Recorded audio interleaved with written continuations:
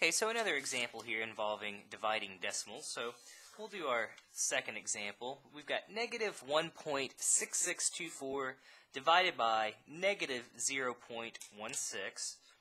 So I'm going to jot this down.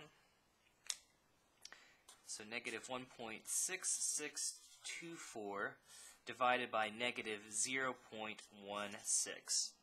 Okay, so the first thing I'm going to recognize is, hey, we have a negative over a negative, which is going to cancel out and just leave us with a positive number. So I'm going to go ahead and get rid of those negative signs.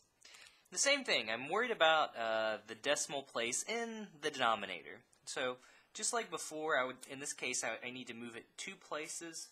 So I'm going to multiply the top and bottom by 100. I should probably really stick my division or my multiplication sign there in the middle. Looks a little bit better. Okay, so I've got 1.6624 times 100 and 0.16 times 100. Again, all that's going to do is move the decimal place 2 places to the right in each case. So in the bottom, we'll just be left with 16. In the top, in the numerator, we'll be left with 166.24. And now we're going to do our long division. So I've got 166.24, and again we're dividing this by 16. Well, 16 won't go into 1, but it will go into 16 exactly once. So 1 times 16 will be 16, and then when we subtract, 16 minus 16 is 0. So we can drop down our next digit, the 6. Well, 16 will not go into 6, so we'll put a 0 there. So let's do 0 times 16, which is 0. Again, if we subtract, 6 minus 0 will be 6, and we can drop down our 2. Okay, so this is again where it can be a little tedious. Let's see. 16 times 2 is 32. 16 times 3 is 48.